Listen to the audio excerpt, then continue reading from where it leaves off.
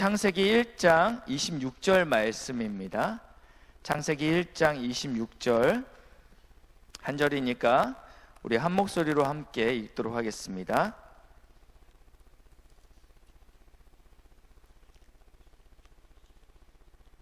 같이 읽겠습니다. 시작. 하나님이 이르시되 우리의 형상을 따라 우리의 모양대로 우리가 사람을 만들고 그들로 바다의 물고기와 하늘의 새와 가축과 온 땅과 땅에 기는 모든 것을 다스리게 하자 하시고 아멘. 아버지와 아들이 목욕탕을 갔습니다. 아버지가 열탕으로 들어가서 이렇게 이야기하죠. 아, 시원하다. 다 아시나 봐요. 그래서 이 아들이 아빠가 시원하다고 하니까 아빠 정말 시원해? 시원해. 너도 빨리 들어와. 그래서 이 아들이 그냥 뛰어 들어갔다고 합니다. 그러면서 이 아들이 뜨거워 그러면서 했던 유명한 말이 있죠. 세상에 믿을 놈 하나 없더라. 이런 이야기를 합니다. 이 시원하다는 말을 이때는 이해하지 못하죠. 그런데 이제는 세월이 흐르고 어느 날 뜨거운 것을 먹어놓고 자신도 시원하다. 열탕에 들어가서 뜨거운 물 속에 들어갔을 때 시원하다 고백하는 어떠한 시점이 오게 된다라는 것입니다.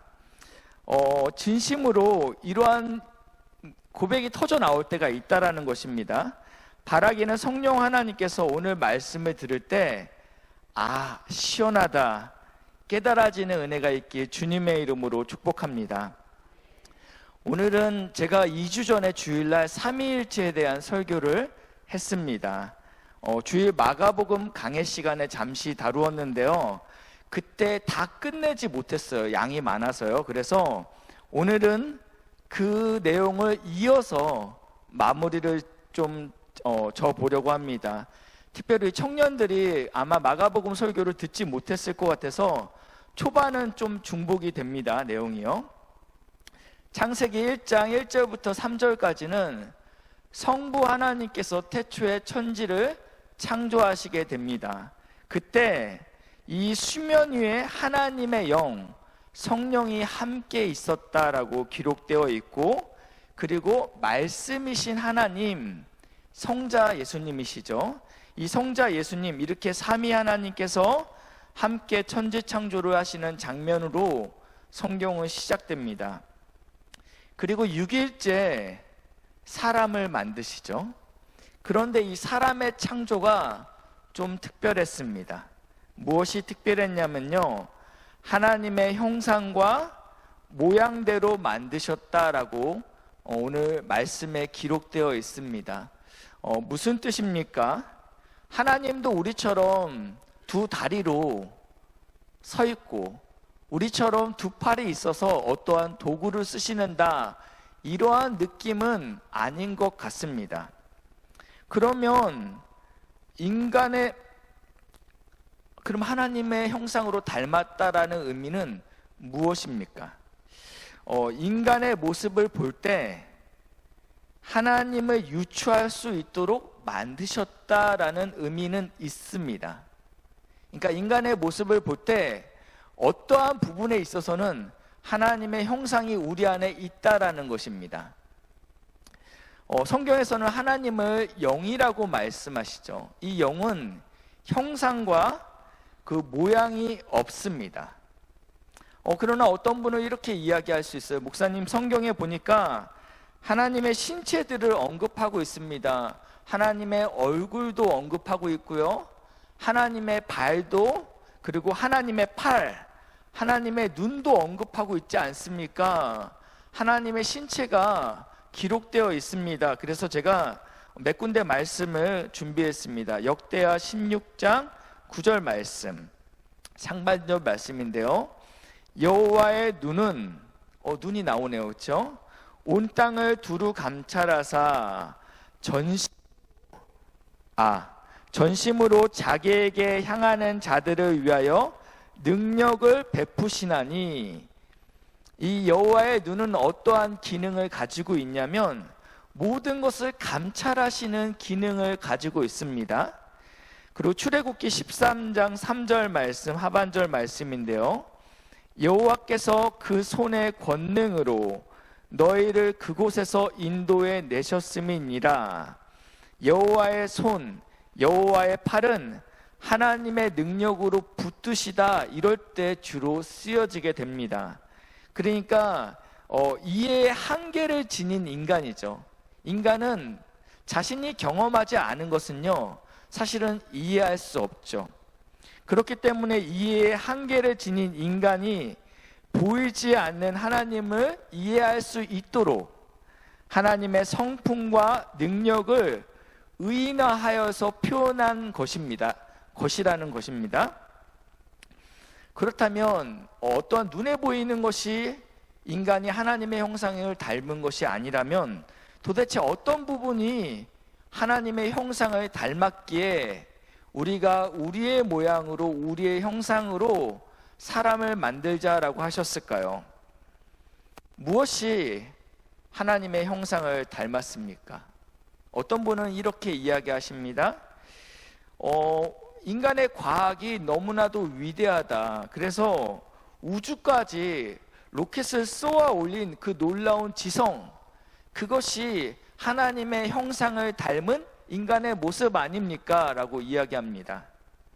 어떠한 사람은 이렇게 얘기해요. 약자를 돕고자 하는 그 도덕적 양심, 이것이 하나님의 형상을 닮은 인간의 모습입니다. 또 어떤 사람은 그 원초적인 본능 있잖아요. 먹고 자고 싸고 이런 본능을 뛰어넘는 예술과 문화, 고상하죠. 이러한 것이 하나님의 형상을 닮은 인간의 모습이다라고 이야기합니다. 또 다른 사람은 우리는 짐승이 아닙니다. 그렇기 때문에 짐승과는 다르게 영혼을 사모하는 마음이 우리 안에 있습니다. 이것이 하나님의 형상과 인간이 닮은 부분입니다. 이 부분도 맞는 이야기입니다. 그러나 오늘 본문에서는 인간이 하나님의 형상과 어떠한 부분이 닮았는지 이렇게 말씀하고 있습니다. 1장 26절 상발전 말씀인데요. 발음이 제가 꼬이네요. 같이 읽겠습니다. 시작.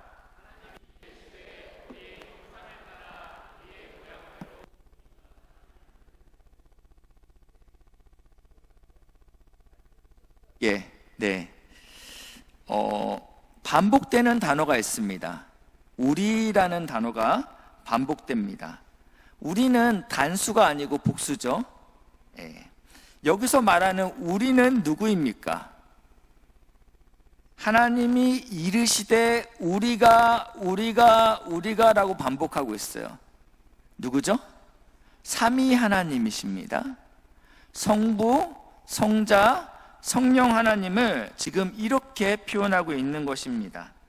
이렇게 삼위 하나님께서 천지를 창조하셨습니다.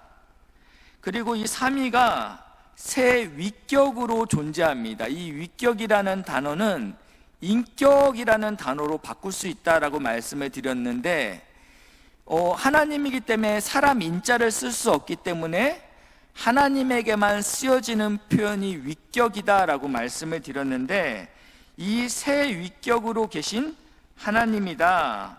그런데 이 세 위격의 하나님께서 세 분이 아니고 한 분이다라고 말씀을 드렸습니다. 그러니까 삼위 하나님은 오직 유일하신 한 분 하나님이시다. 이것을 신학 용어로는요, 삼위일체라고 합니다. 어려서부터 많이 들어봤죠. 그러나 한 번도 제대로 이해하지 못했습니다. 왜냐하면 이해할 수 없었기 때문입니다. 왜냐하면 이 땅의 어떠한 피조물도 어떠한 과학 원리도 이 삼위일체를 완벽하게 빗대어 설명할 수 없기 때문입니다.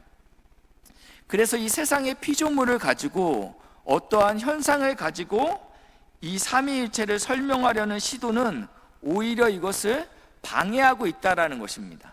왜냐하면 이 땅에 그렇게 존재하는 것들이 없기 때문입니다.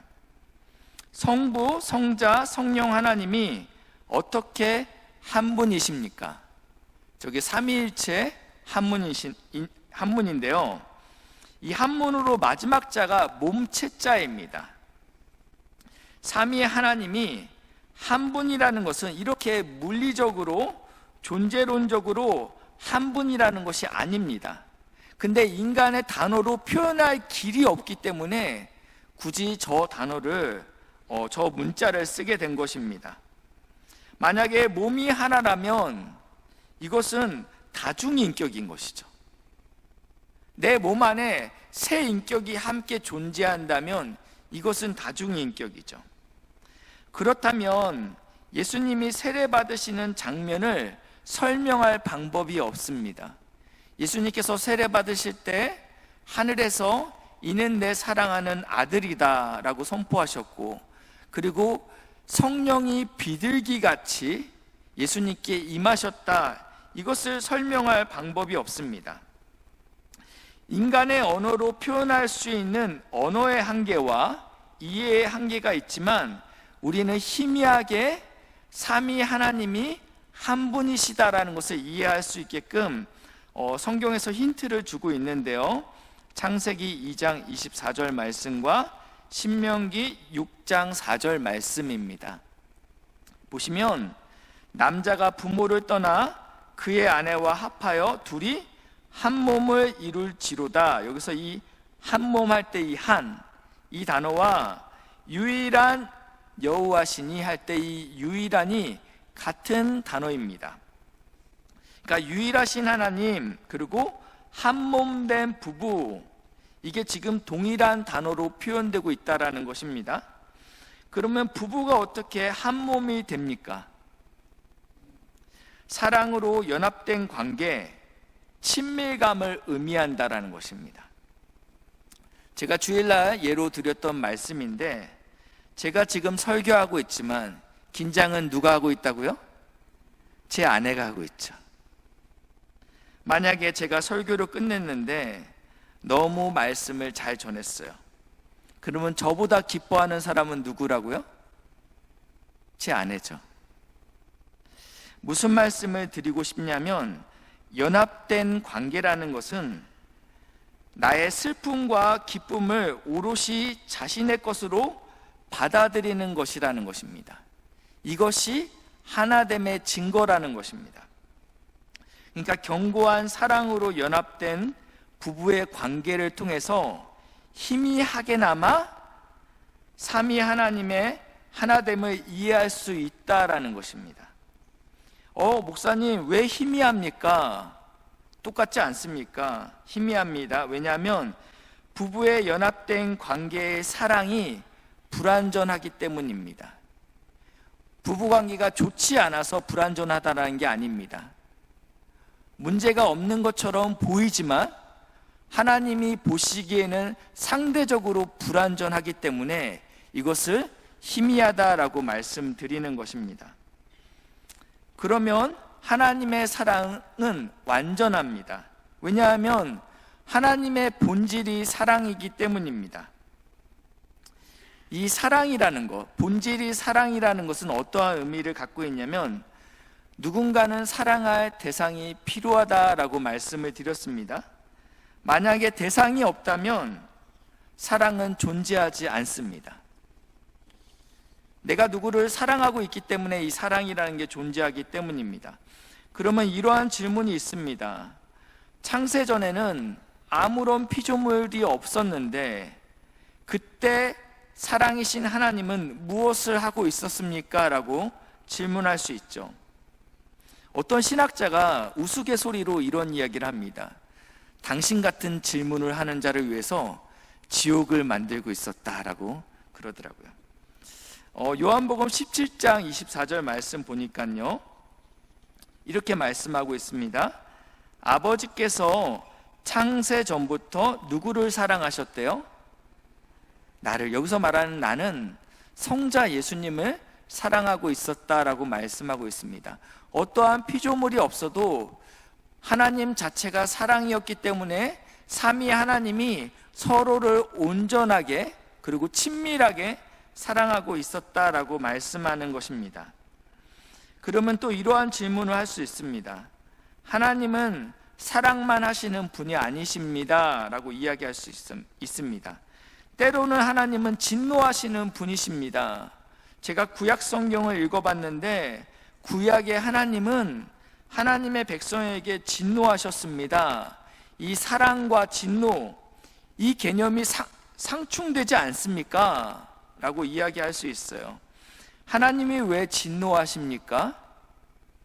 하나님의 백성이 불순종과 죄악 가운데 있기 때문에 다시 돌아와라, 그렇게 살면 안 된다, 너무 사랑하시기 때문에 자신의 백성에게 진노하시는 것이죠. 또 하나님은 질투하시는 하나님이십니다. 우리 청년 중에 남모르게 좋아하는 자매가 주일날 평소와 다르게 아주 이쁘게 하고 왔습니다. 오늘 이렇게 잘 꾸미고 왔는지 물어보니까 소개팅 간다고 합니다. 그러면 속으로는 좋아했으니까 어떻게 반응해야 됩니까? 질투해야죠. 사랑한다면 마땅히 화내야죠. 가지 말라고, 얼굴 그런 식으로 가면 100% 차인다고 저주를 퍼부어야죠. 근데 나는 마음씨가 좋아요. 왜냐하면 나는 사랑이기 때문에요. 그래서 잘 다녀와, 잘 되길 기도할게, 이런 바보 천치가 어디 있습니까? 이것은 사랑이 아닙니다. 사랑한다면 질투를 해야 돼요. 한 자매한테 물어봤어요. 어떤 형제를 좋아해요? 물어보니까 나쁜 남자가 좋대요. 여기서 말하는 나쁜 남자는 무책임한 남자, 바람둥이, 폭력적인 사람이 아니죠. 겉으로는 거칠고 분노하고 질투하지만 그 내면은 진정한 사랑이 있는 사람, 그런 사람을 나쁜 남자라고 이야기하는 거예요. 선물을 줄 때도 던져주면서 오다 주었다, 이런 남자, 그런 형제 되시길 주님의 이름으로 축복합니다. 용기를 가지세요. 질투하셔야 됩니다. 사랑은 호락호락하지 않습니다, 여러분. 용기 있는 자가 누구를 얻는다고요? 미인을 얻는다고요. 네. 주여. 네. 다시 본문으로 돌아가겠습니다. 빨리 돌아가겠습니다. 삼위 하나님이 온전한 사랑으로 서로 사랑하심으로 하나가 되었다라고 말씀을 드렸어요. 질투도 분노도 하나님의 사랑의 표현 방법입니다. 사람을 하나님의 형상, 모양대로 만드셨다라는 것은 이러한 의미입니다. 삼위 하나님이 사랑으로 하나 되셨던 것처럼 인간도 온전한 연합, 친밀한 하나됨을 이루게 하시겠다라는 하나님의 기대, 바램, 소망이라는 것입니다. 하나님께서 우리 모양으로, 우리 형상으로 사람을 만들어야지라는 그 내면 안에는요, 이러한 뜻이 있다라는 거예요. 우리가 서로 사랑하듯이 이들도 서로 사랑하게 만들어야 되겠다, 이러한 바램이 있었다라는 것입니다. 그러나 문제는 인간이 타락했다라는 것입니다. 그래서 인간이 하나님의 형상이 심각하게 손상되고 왜곡되었습니다. 로마서 1장 21절 말씀에 인간이 어떻게 하나님의 형상을 타락하고 잃어버렸는지에 대해서 나와 있습니다. 하나님을 알되 하나님을 영화롭게도 아니하며 감사하지도 아니하고 오히려 그 생각이 허망하여지며 미련한 마음이 어두워졌나니. 22절입니다. 시작. 제가 물을 마시려고 22절을 시켰는데 너무 짧았어요. 23절 시작.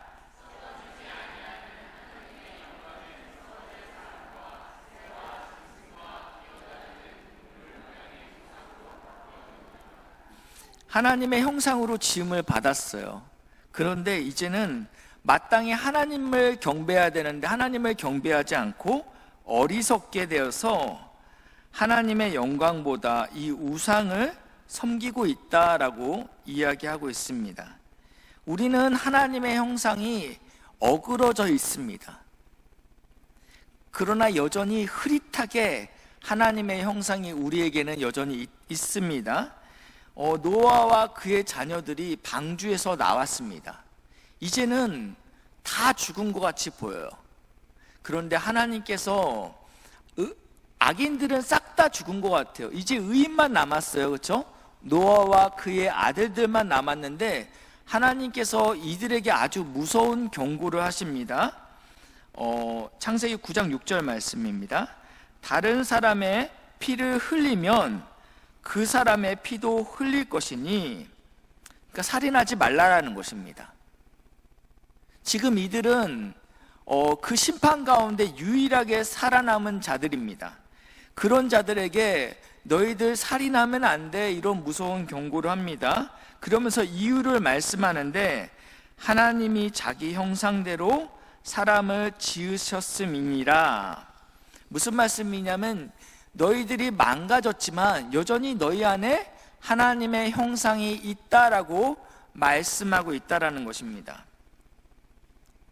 우리는 망가진 채 우리 안에 여전히 하나님의 형상이 있습니다. 그렇기 때문에 우리는 존귀합니다. 그리고 완전한 하나님의 형상이신 예수님께서 골로새서 1장 15절 말씀에 나와 있습니다. 이 예수님은 보이지 아니하는 하나님의 형상으로 오셨습니다. 히브리서에 보니까 완전한 하나님의 본체다라고 이야기합니다. 그리고 나서 로마서 8장 28절 말씀입니다. 우리가 알거니와 하나님을 사랑하는 자, 성도들이죠, 곧 그의 뜻대로 부르심을 입은 자들에게는 모든 것이 합력하여 선을 이루느니라. 우리가 이 말씀을 참 자주 애용하는데, 내가 어떻게 살아도 하나님께서 결국은 나를 가장 좋은 길로 인도하실 거야 라고 이해하고 있습니다. 그러나 이 말씀의 문맥 안에서 보시면요, 29절입니다.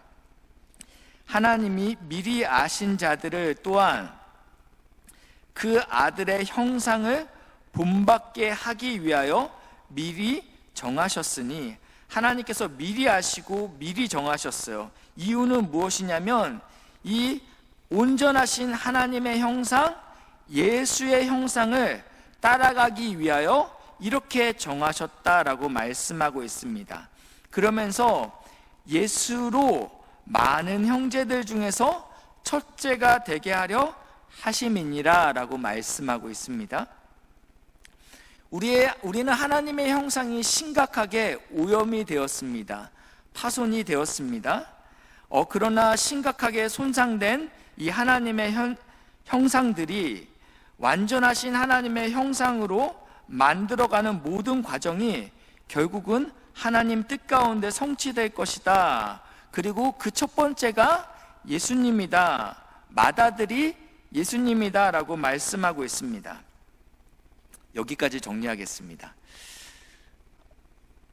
우리는 하나님의 형상으로 창조되었습니다. 그 이유는 무엇이냐면 삼위 하나님이 사랑하듯이 온전히 사랑하기 위해서 하나님의 형상으로 만들어졌어요. 근데 인간이 죄를 지어서 이 형상이 심각하게 파손되었습니다. 그러나 온전하신 형상, 맏아들이신 우리의 첫째 되시는 예수님께서 이 형상을 회복시키기 위해서 이 땅에 오셨다라고 말씀하고 있습니다. 그럼 우리는 질문이 생깁니다. 왜 예수님은 아들이십니까? 그리고 성부 하나님은 왜 아버지십니까? 라는 질문이 우리 안에 있습니다. 왜 세 율격이 한 분은 아버님이시고 한 분은 아들이시고 또 한 분은 성령님이십니까? 혹시 아버지가 성부 하나님이 성자 예수님을 낳으신 것입니까? 라고 생각할 수 있어요. 만약에 이런 식으로 접근하게 되면 그러면 어머님 하나님도 있어야 돼요. 그렇죠? 이것은 우리가 오해하고 있기 때문입니다. 왜냐하면 인간의 언어의 한계로 크신 하나님을 설명하려고 보다 보니까 이런 오해가 생긴다라는 것입니다. 하나님 아버지, 아들 예수님 이러니까 굉장히 하나님은 남자만 좋아하셔라고 오해한다라는 것입니다. 인간의 언어로 설명하다 보니까 대표성을 떠서 이렇게 표현한 것 뿐입니다. 마지막 종말의 때 우리는 그리스도의 신부가 된다라고 말씀하고 있습니다. 여기 있는 자매들은 여기에 대해서 거부감이 없을 수 있어요. 그러나 형제들은 어떻습니까? 내가 예수님의 신부가 된다고? 그럼 내가 여성이 되는 건가? 이렇게 오해할 수 있다라는 것입니다.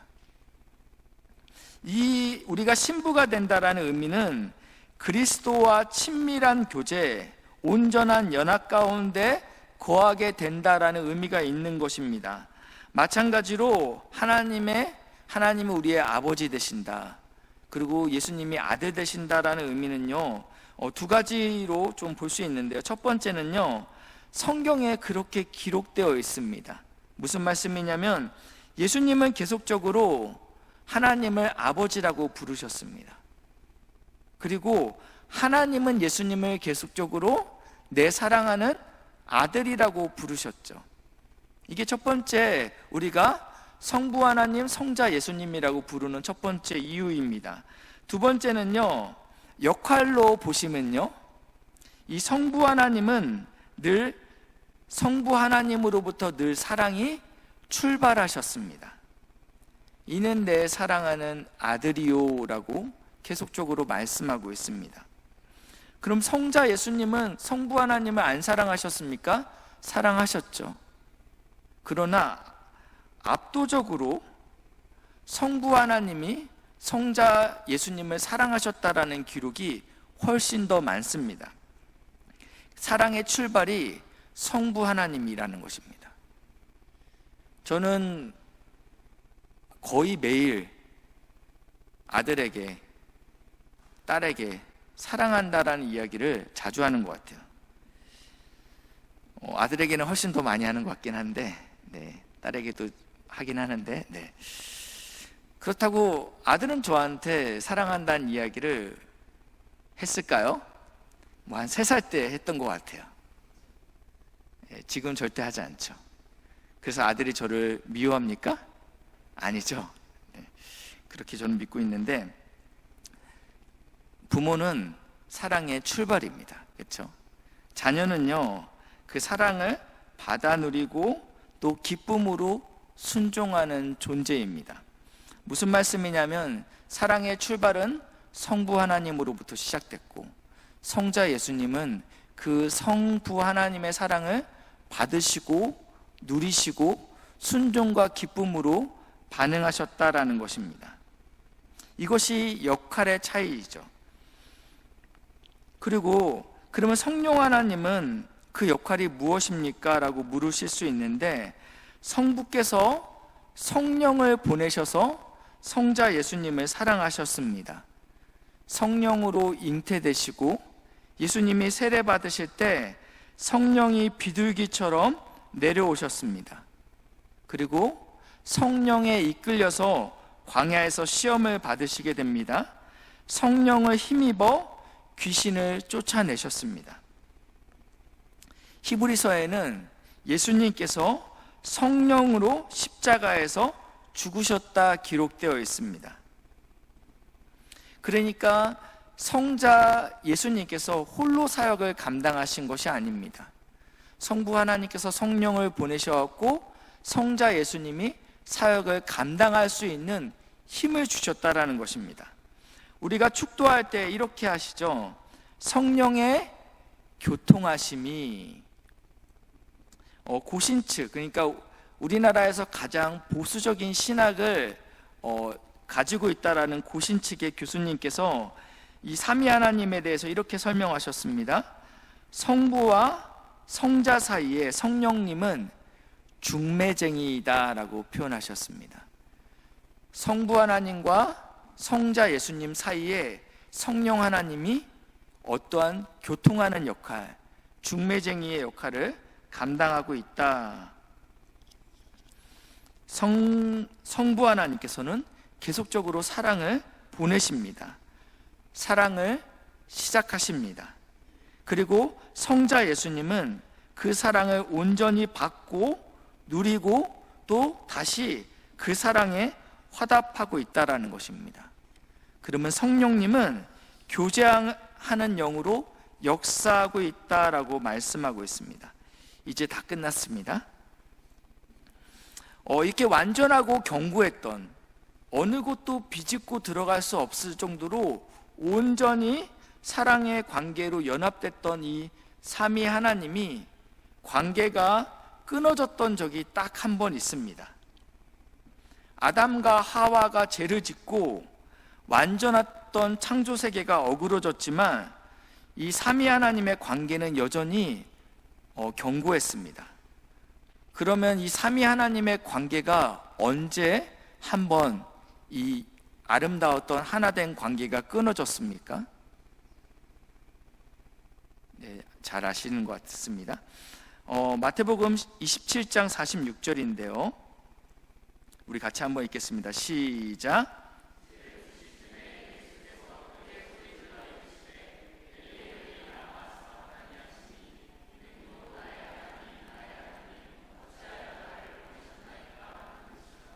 십자가상에서 예수님께서 지금 나의 하나님 어찌하여 나를 버리셨나이까 라고 고백하고 있어요. 여기서 보시면 예수님께서 오직 이 본문에서만, 이 사건에서만 하나님을 아버지라고 부르지 않습니다. 무엇이라고 불러요? 나의 하나님이라고 부르고 있습니다. 삼위 하나님의 완전한 사랑으로 연합된 관계가 예수님이 십자가를 지실 때 끊어졌다라는 것입니다. 왜 그러셨습니까? 왜 하나님이 예수님을 버리셨습니까? 왜 예수님이 버림받으셔야 됐습니까? 왜 그 완전했던 사랑의 관계가 단절되게 되었습니까? 그것은 바로 우리 때문입니다. 윌리엄 핸드릭스가 이 마태복음 27장 46절 이 말씀을 가지고 이렇게 표현합니다. 그날 갈보리에 지옥이 임했다. 성자는 성부로부터 버림받았다. 그리고 성자께서는 우리가 성부를 아버지라 부르게 하시기 위하여 그분이 하나님을 아버지라 부르지 못하셨다라고 기록하고 있습니다. 이게 예수님에게는 지옥인 것이죠. 다른 것이 지옥이 아닌 온전히 하나였던, 하나님과 온전히 친밀했던 이 관계가 깨지는 것이 지옥이었다라고 표현하고 있습니다. 예수님께서 부활 후 자신을 따르는 제자들에게 이렇게 말씀하셨습니다. 요한복음 20장 17절 말씀인데요. 예수께서 이르시되 나를 붙들지 말라. 내가 아직 아버지께로 올라가지 아니하였노라. 너는 내 형제들에게 가서 이르되, 중요합니다. 여기서부터 내가 내 아버지께 곧 너희 아버지.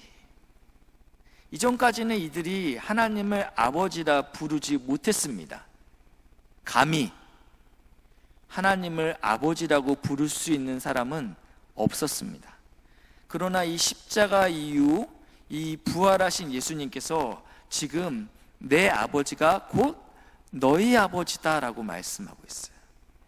내 하나님 곧 너희 하나님께로 내가 올라간다 하라 하시니, 아버지라고 이야기하니까 잘 모르는 것 같아서 하나님 말하는 거야 라고 명확히 다시 한번 말씀하고 있다라는 것입니다.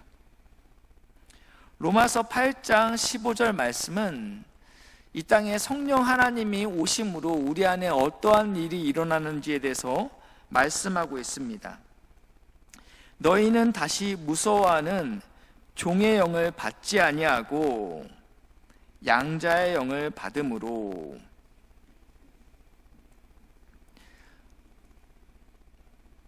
담임 목사님은 그 목사님의 성품과 상관없이 부교육자에게는 불편합니다. 무슨 말씀이냐면 이렇게 목사님이 프렌들리하고 친절하고 유쾌하신 분이 있어도요, 부교육자들이요 목사님 자리에는 안 앉으려고 해요.